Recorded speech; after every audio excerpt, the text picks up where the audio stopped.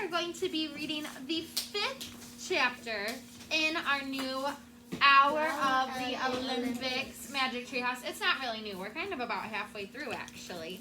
Chapter 5 is called Hi, Zeus. What do you know about Zeus? Put your finger on your nose if you've ever heard that name before. Finger on your nose if you've ever heard that name before. What do we know about that name? Have you ever heard that? Christian, what do you know? So I seen this thing called Tap, and I played, and Zeus is like, you know, he's like 4. He's like 4, and he shoots lightning down his ear. Okay, very cool. We'll see. So And you're making a connection? Okay. So maybe like, tell me more, Camden. Oh, okay. Okay. Let's see. Let's just read and find out, okay? This is the very first day of the games, Plato told Jack. The day of the chariot races. Oh, wow, whispered Jack. He couldn't believe he was going to see a chariot race. The modern Olympic Games didn't have chariot races. Remember we said that this is what a chariot looks like with the horse and then this kind of little like wagon on the back? Like a carriage. They walked towards the racetrack. Plato pointed to a large building near the road. That is the gymnasium, he said. It is where our athletes train. They practice running and throwing the javelin and discus. We have a gymnasium at our school in Frog Creek, said Jack. We call it a gym. People all over the world copy us, Greeks, Plato said. Wait, said Jack. I have to take notes for Annie. He pulled out his notebook and wrote, Ancient Greeks invented gyms. Okay, can we go, said Jack. He tucked his notebook under his arm. As they moved along, Plato pointed to a beautiful tree nearby. The olive tree is our sacred tree, he said. The winner of the games will wear crowns made from its branches. Oh, wow, said Jack. And he wrote, Olive tree is sacred. Next, they passed a beautiful statue of a winged lady. Who's that, said Jack. She's Nike, the goddess of victory, said Plato. Where have you heard that word Nike before? Riley? It's a shoe store. It is a shoe store, kind of like a clothing branded shoe store, right? What kind of shoes are they famous for making? Hassan? Yeah, Nike, like tennis shoes, right? Why do you think, if Nike is the goddess of victory, why do you think they named their shoe company Nike? Ronnie? Because,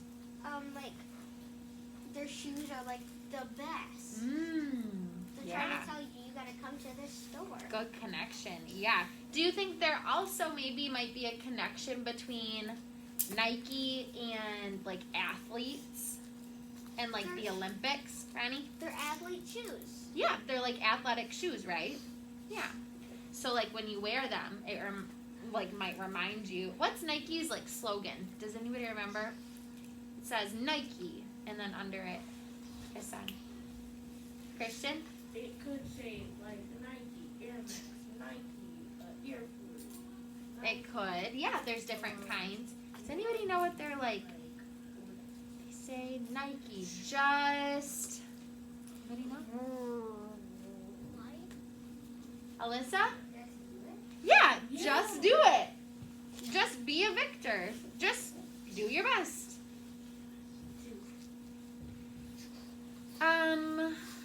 Nike is important to the game, said Plato, but the most important Olympic god is in there. He took Jack to a brick building with huge columns. They stepped through the door. It was a temple. Jack gasped. In front of them loomed the biggest statue he had ever seen. The statue was at least 2 stories high. It was a bearded man sitting on a throne. This is the temple of Zeus, and that is a statue of Zeus himself, said Plato. The Olympic Games are played in his honor. He is the chief god of the Greek gods and goddesses. So long ago, the Greeks had legends about these Greek gods and goddesses that were made up and told for like centuries and centuries. And Zeus is kind of like the most important of all of them. Ronnie? So it's like when you're reading like a fairy tale, or like when you read and like the main character, but he's the main character of that country, kind of? Kind of. Yeah. Yeah, kind of. He's kind of like the leader. I would say he's like the leader of all of the gods and goddesses that are in like these legends. Yeah. Oh man, whispered Jack. Yesterday all the athletes came here, said Plato.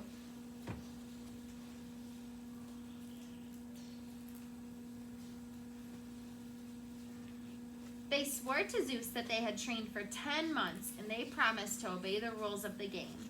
The statue of the mighty Greek god stared down at Jack. Jack felt very small. Hi, Zeus, he said. His voice was small, too. Suddenly, trumpet sounds came from outside. The hour has come, said Plato. We must hurry. The Olympic parade begins. Chapter 6 is called Mystery Man. Plato and Jack hurried past the crowd standing at the sides of the racetrack. Everyone was shouting and cheering. I have seats next to the judges, said Plato. He pointed to a tall stand with rows and benches.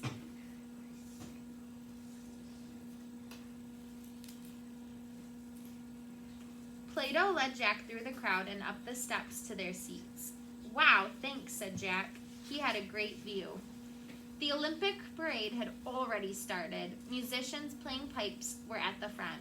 Behind them marched the Olympic athletes, the best in all of Greece.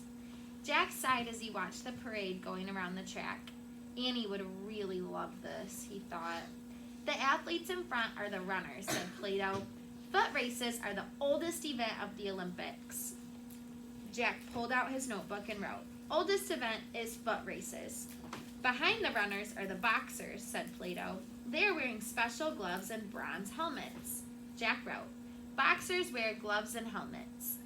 Behind them are the wrestlers, said Plato, and Jack wrote, Wrestlers. When Jack looked up again, he saw a soldier staring at him from the sidelines. The soldier was dressed like the actor from the outdoor theater. He had a long cape and a red-crested helmet that covered most of his face. But something was strange.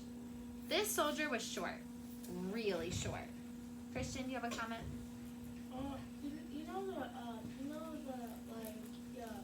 The magic guy that Morgan told them about? Mm-hmm. I think it might be him. You think? Mm-hmm. Ronnie? I think it's Annie. Oh, you do? Yeah, she's really short. Oh, my because goodness. Remember, when you read the blurb, Annie just said, "Oh, go on, I'll be fine."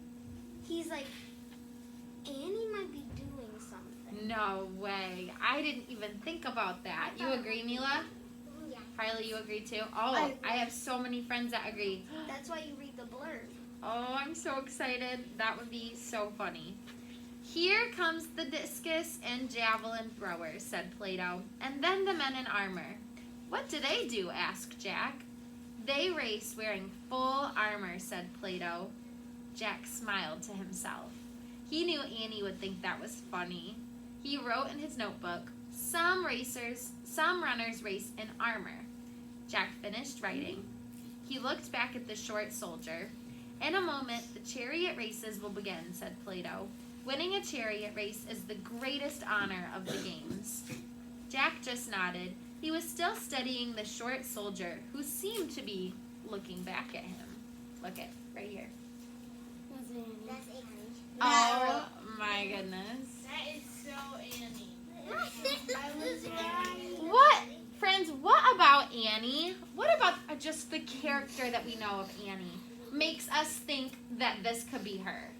What about Annie makes us think this could be her? Mila? She wanted to see the races. Yeah, very true. We know she wanted to see the races. Ronnie? She looks really short. She is pretty short. We know what she looks like. And that's true. Every time in like the pictures, she always looks at Jack. Very Have true. you ever seen that in the pictures? I She have always not looks at always Jack. noticed that. Interesting. What else do we know about Annie? Like, we said that Jack sometimes is a little bit more timid, and Annie is usually what? Riley, what do you think? Yeah, she's usually pretty brave. So, does it seem like dressing up like a soldier might be something she would do? Yeah. I agree.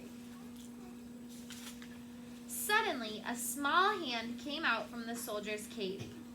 The hand gave a little wave. Jack gasped. It was Annie's hand waving. The short soldier was Annie. Oh my goodness, I just imagine her being like, hi. Can you picture it? Okie dokie, virtual friends, thank you guys for reading with us. We will see you guys tomorrow.